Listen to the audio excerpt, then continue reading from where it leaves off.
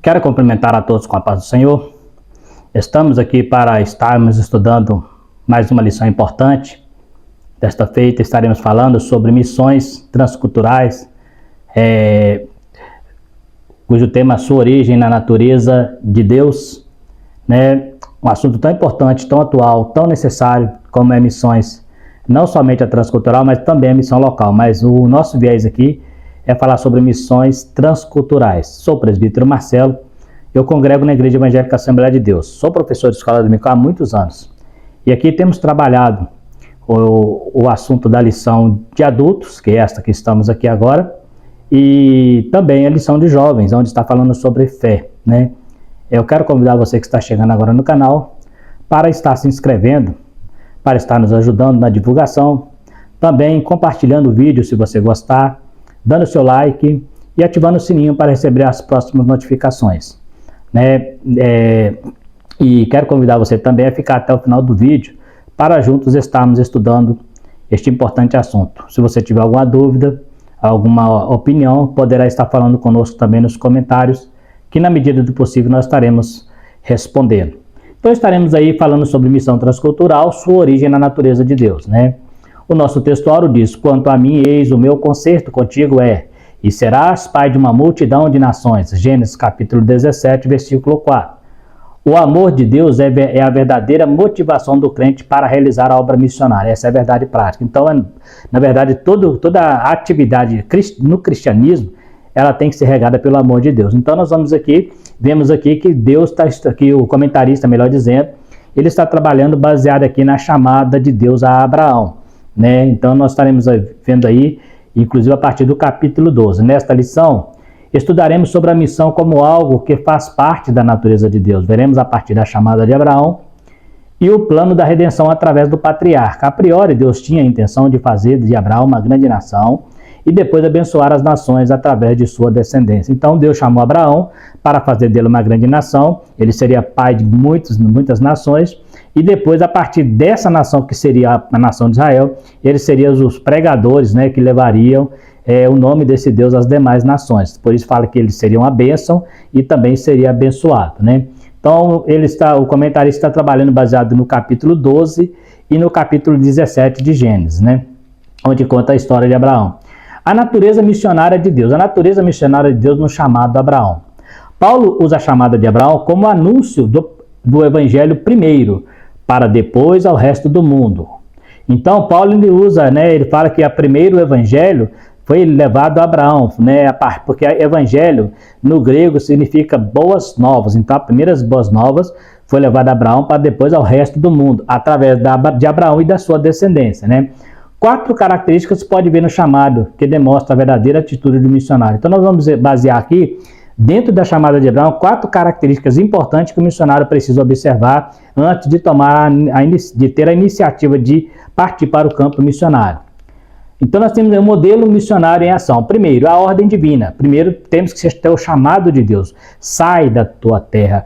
Paulo e Barnabé estavam em Antioquia, o Espírito falou: apartai-vos para mim, Paulo e Barnabé, para a obra que eu tenho chamado. Então, a primeira coisa que o missionário precisa ter convicção é do seu chamado. Ele não pode ir pela emoção, ele não pode ir pela ilusão, ele não pode ir porque ele acha que ele tem condição. Não, ele tem que ter uma convicção do seu chamado, porque se ele não tiver, ele vai fracassar. E deixar a pátria, sair da parentela, né? Então, o missionário, muitas vezes, ele não tem como sair carregando, né? Mal, alguns conseguem carregar a esposa e alguns filhos, mas na maioria das vezes, o missionário, às vezes, tem que ir até sozinho, né? Então, ele tem que sair do meio da parentela. Uma terra estranha, vai para um lugar, nós estudamos na lição anterior, onde falamos das dificuldades que o missionário encontra nas terras estranhas, que é a dificuldade da cultura, né, a financeira, a moeda, né, a linguística e também a religião. Então são vários, e a geografia. Então são vários fatores que o missionário precisa se preparar. Se ele está indo para certo lugar, ele precisa entender que local é esse, estudar um pouco sobre aquele local, para não ser pego ali de surpresa, né, e não aguentar levar o trabalho adiante. Ele vai abençoar outros povos, né, será uma bênção, né, e depois receberá uma bênção. Paulo fala: eu combati o bom combate, acabei a carreira e guardei a fé.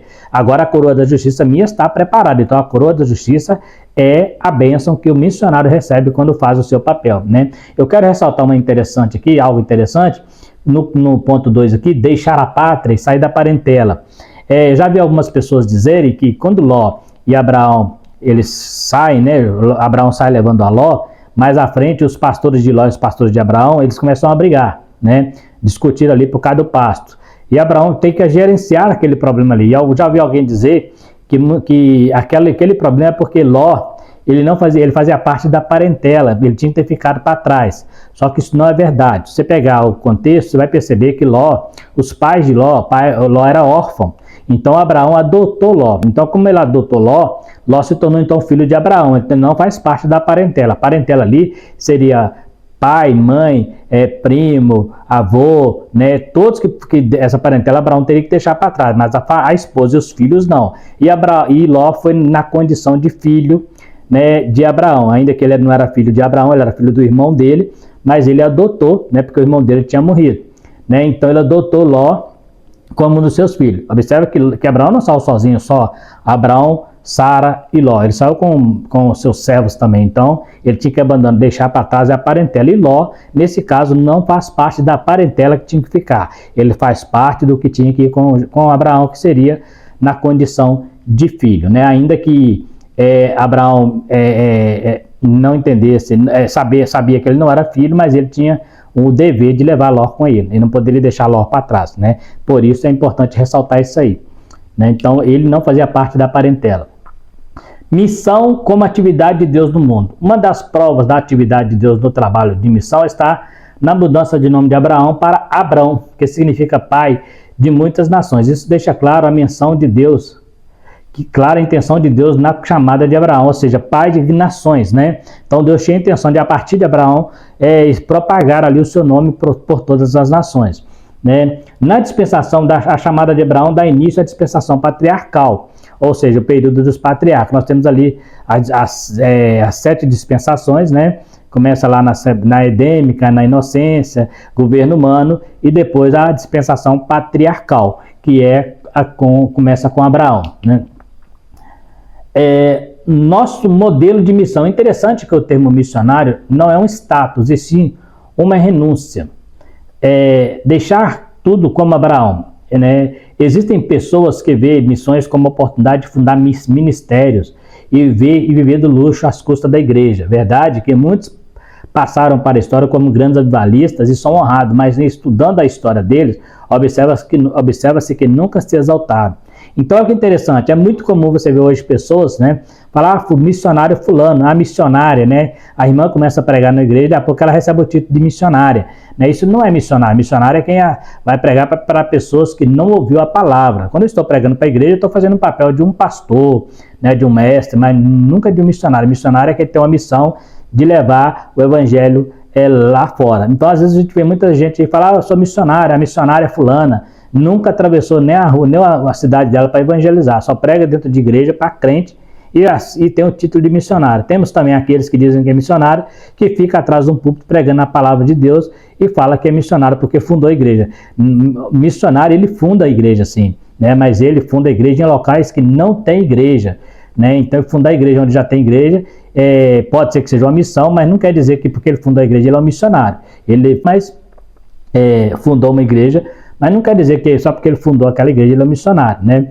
Então a gente precisa ter esse cuidado, né? O que é realmente missionário? Não é status, não é o papel de ficar pastoreando a igreja o tempo todo, mas é de desbravar, né, mata, né, de entrar para o campo que você não conhece, né? Esse é o papel. Você é um missionário no Brasil, por exemplo, nós temos muitos aí que são brasileiros e fundaram igreja no Brasil e fala que é missionário, fica muito fácil porque ele já está adaptado com tudo, não há dificuldade nenhuma, é simplesmente um pastor com título de missionário, mas missionário não é status. E temos grandes avivalistas que fizeram missões em outras áreas, como missões, próprio Lutero, como a missão da Reforma, que também é considerado um trabalho missionário. Nós temos os grandes pregadores, como John Wesley, né, que fez grandes obras de missionários pregando o evangelho, né, inclusive em carruarias, né, em locais em que a igreja não gostava de ir na sua época, né? E assim temos muitos outros que são grandes missionários porque fizeram um bom trabalho na área do avivamento, porém você nunca vai ver essas pessoas se exaltando,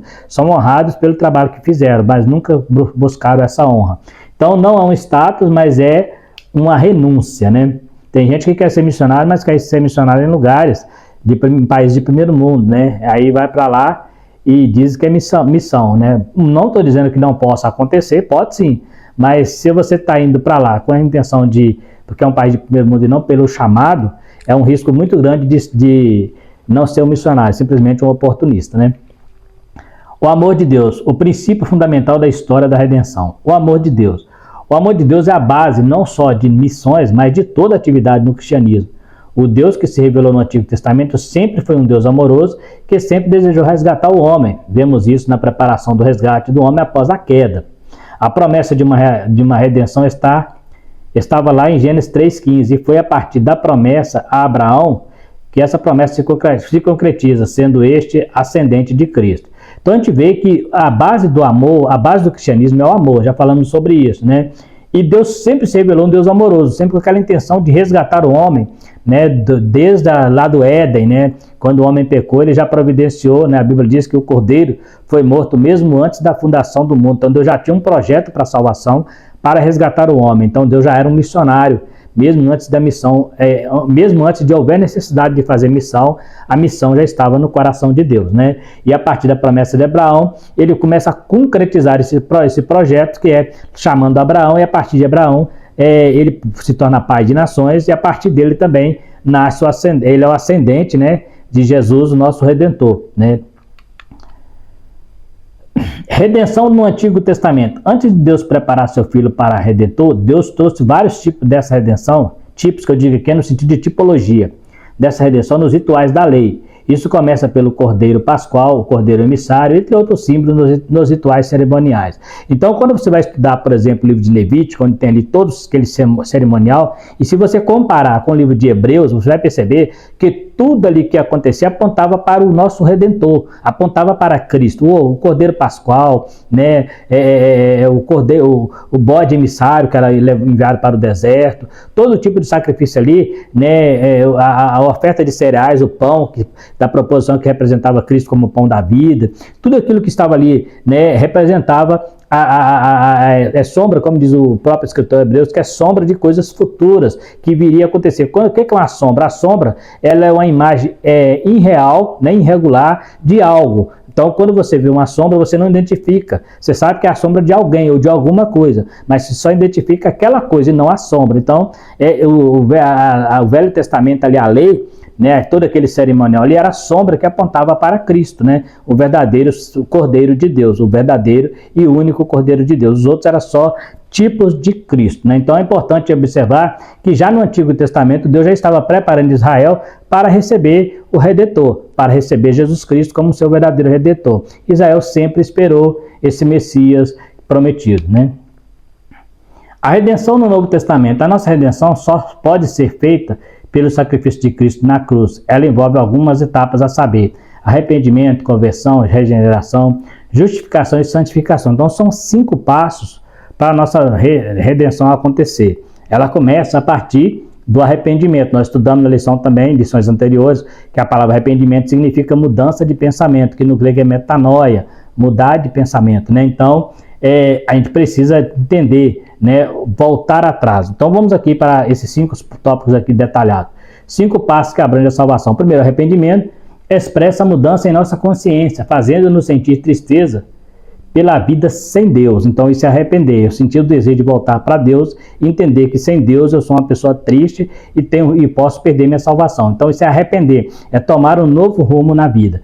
Conversão expressa a nossa atitude para com o mundo. Então a mesma coisa, quando eu me arrependo, o que eu faço? Eu me converto. Eu arrependo, eu paro, aí eu faço uma conversão voltando para o caminho de origem, né, o caminho certo. Justificação significa a nossa posição diante da lei de Deus, ou seja, a partir do momento que você se arrepende e se converte, né, você passa a ser justificado. A palavra justificado vem no sentido de que Deus apaga os seus pecados, né?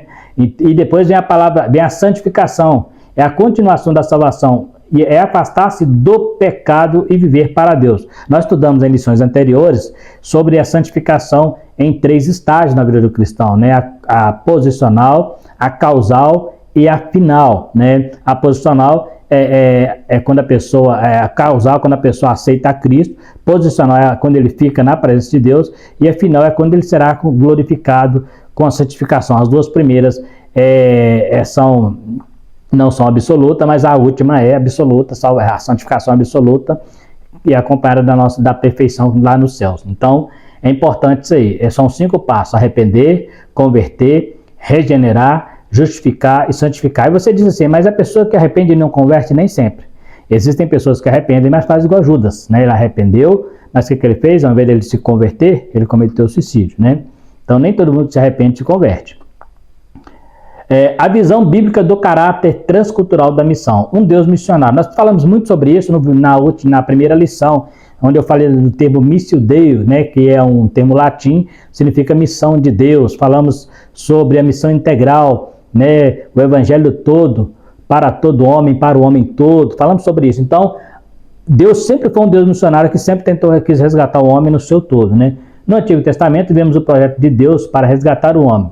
Vemos isso no dilúvio, na promessa a Abraão de fazer dele uma bênção para a humanidade. Vemos isso no projeto de prover o resgate para o homem, Gênesis 3,15. Entendemos que missão é o ato de Deus refazer a aliança com o homem. Então, o que é a missão? É resgatar o homem, é buscar o homem perdido, né? A gente vê isso em vários trechos do Velho Testamento. Eu ainda não citei aqui, mas existe um fato peculiar, que é o caso do evangelho pregado a Nínive por um profeta, né, judeu, que foi pregar para uma nação estrangeira. Então a gente vê que Deus sempre teve interesse em pregar, mesmo para aqueles que não eram judeus. Mesmo no Velho Testamento, Deus tinha esse interesse de salvar. Ele fala assim, você está com pena de uma boboreira, né, que você nem plantou, e não tem misericórdia de uma cidade com 120 mil almas, que não sabe discernir entre o bem e o mal. Ou seja, Deus está mostrando a sua graça lá no Velho Testamento, né?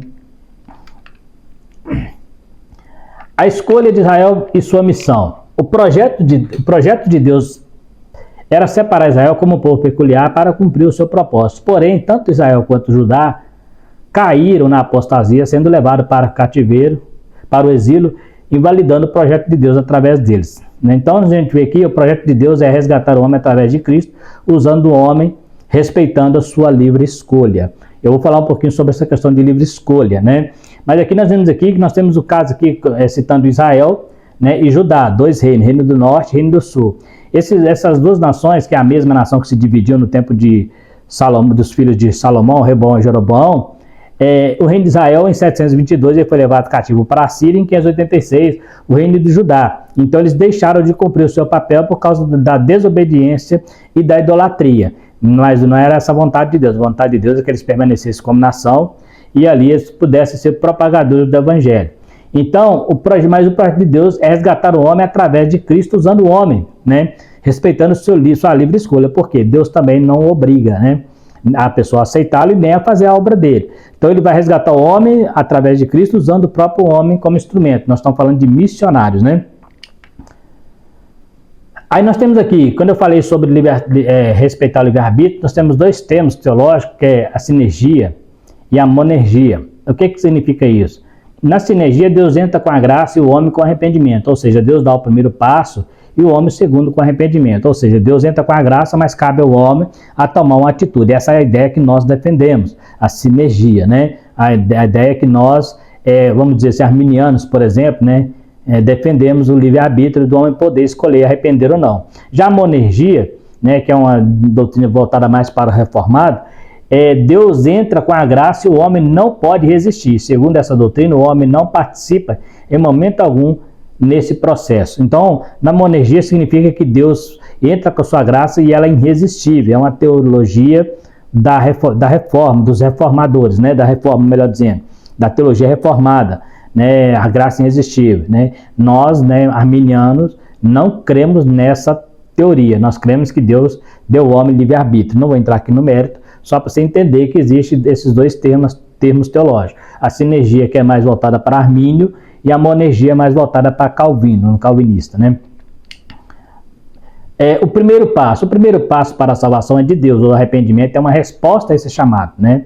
João 16:8, quando vier, convencerá o mundo da justiça, do pecado, né? Da justiça, do pecado, aqui é do juízo, eu coloquei errado, né? Da justiça, do pecado e do juízo. Essa justiça aqui está sobrando. Então, o papel do Espírito Santo é convencer, mas eu preciso abrir meu coração para que ele entre e faça essa transformação. Ele não vai forçar a barra. O próprio Jesus falou que se um espírito imundo sai do corpo de um homem e o homem fica limpo, com certeza o Espírito Santo passa a habitar, mas se ele dá lugar, o espírito imundo volta e acha a casa pronta para ele, volta com mais 7, o estado fica pior. Então o Satanás, o espírito imundo, ele força a barra, mas o Espírito Santo não, ele tem que ser convidado, né? Por isso que Jesus fala lá em Apocalipse: eis que estou à porta e bato. Ele não entra, ele não arromba a porta. Por quê? Porque ele quer que você abra a porta para ele, né? Então vamos aí. A escolha da igreja. A igreja foi fundada por Cristo para fazer o que Israel não conseguiu pela desobediência. A igreja nasce de uma missão para fazer missão e continuar a obra de evangelização, cumprindo o imperativo do Senhor de pregar até os confins da terra. Israel ficou fora desse plano como igreja, mas Deus tem um plano para eles como nação no milênio. Então hoje a igreja está cumprindo esse papel que seria um papel de Israel, né? Como Israel rejeita o Messias, rejeita Cristo, né, como Redentor, então eles esperavam o Messias não daquela maneira. A igreja então abraçou essa causa, né, e Deus colocou a igreja como responsável agora para evangelizar. De qualquer maneira, é bom lembrar que a promessa de Deus a Abraão está se cumprindo na igreja. Por quê? Porque Jesus nasceu Jesus é filho de Abraão, né? Ele é da descendência de Judá, ele é filho de Abraão. Então ele mesmo diz: a salvação veio dos judeus. Então é de lá que ele vem. Então, de qualquer maneira, ainda que Israel falhou no seu papel, a promessa a Abraão foi cumprida em Cristo, que é o nosso Redentor, né? Proclamação do Evangelho. Na proclamação apostólica, a palavra que eu usei, querigma, inclui 3 partes. A primeira coisa que deve ser pregada: a morte, ressurreição e exaltação a Cristo, né? A segunda, senhorio, e o arrependimento e perdão dos pecados. Então, primeiro eu mostro que Cristo morreu, eu mostro que ele ressuscitou e mostro que ele está exaltado à destra de Deus. Na segunda vez eu mostro que ele é Senhor de todas as coisas, e a partir daí eu chamo as pessoas a arrepender e pedir perdão pelos pecados para aceitar os 2 tópicos ali, a letra A e a letra B. Portanto, temos uma proclamação histórica, uma consideração teológica e uma convocação ética. Então, uma proclamação histórica significa ressurreição, morte, ressurreição e exaltação. Essa é uma proclamação histórica. Uma consideração teológica: o Senhor é o senhorio de Cristo, na consideração teológica. E uma convocação ética, né? Arrependimento e perdão dos pecados. Então são 3 tópicos aqui interessantes para nós entendermos como será essa pregação. Na nossa conclusão, vimos nesta lição a natureza missionária de Deus e como Deus planejou o resgate da humanidade. E a partir de uma família patriarcal, vimos que Israel fracassou, dando assim lugar à igreja, que nasce de uma missão para fazer missão.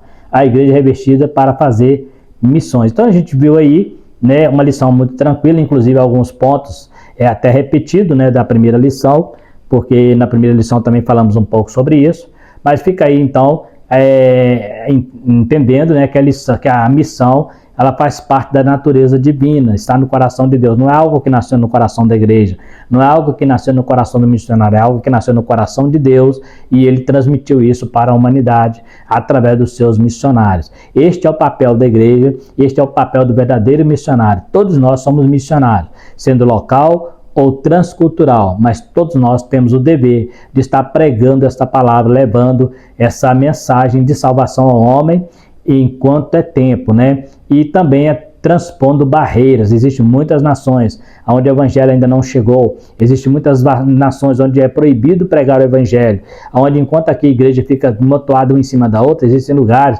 em que não se podem fundar igrejas, né? As igrejas lá ficam escondidas, né? Então, mas muita gente não quer esse lugar, né? Aqui no Brasil, por exemplo, a gente vê a igreja brigando entre si, né? Em nome do mesmo evangelho, brigando entre si, inventando um monte de coisa e esquecendo que lá fora existem lugares onde precisa de igrejas poderosas para ouvir a palavra de Deus e ser trabalhado o coração daquelas pessoas, para que liberte elas da idolatria, né? Mas muita gente prefere ficar, né? Hoje eu tenho observado muito, né, as igrejas, elas, até o ponto de que elas têm construído hoje a estratégia, sempre procura ruas principais, né? Hoje as igrejas não querem mais sair buscando, não querem ir para os cantos, elas querem ficar no lugar onde o povo está, para atrair as pessoas. Ali abre as portas, né, as pessoas entram, não precisa de eu ir buscar, elas vão entrar. Só que aí fica aquele monte de igreja, uma do lado da outra ali, né, e às vezes elas têm uma certa confusão, a pessoa fica assim: qual delas que estão certas, né? Quem não conhece, qual igreja está certa, né? A gente sabe que Em toda igreja tem servos de Deus que serão arrebatados, mas também existem aqueles que estão ali por questão de religião. Mas é importante entender que a igreja tem uma missão, e a missão dela é pregar o evangelho. Independente de placa, nós temos o dever e a obrigação de estar levando esse evangelho. Então, esta é mais uma lição. Graças a Deus, né, chegamos ao final dessa segunda lição, uma lição muito tranquila, inclusive, né, onde estaremos falando no próximo domingo sobre missões. Quero agradecer você que ficou até o final, né, e pedir a você mais uma vez que, se ainda não se inscreveu, se inscreva no canal. Se você gostou, também compartilhe o vídeo, né, dê o seu like, ative o sininho. E se tiver alguma dúvida também, né, alguma sugestão, alguma opinião, pode estar falando conosco também nos comentários, que estaremos aqui. Como eu gosto de dizer, sou flexível, né, tenho minhas opiniões, é lógico, mas no meu canal, a função dele não é entrar em debate, não é entrar em polêmica, né, é trazer o assunto e sermos discutido, né, e ser discutido esse assunto com muita maturidade, né. No mais, que Deus possa abençoar a todos vocês, fiquem todos com Deus e até a próxima lição, se Deus quiser.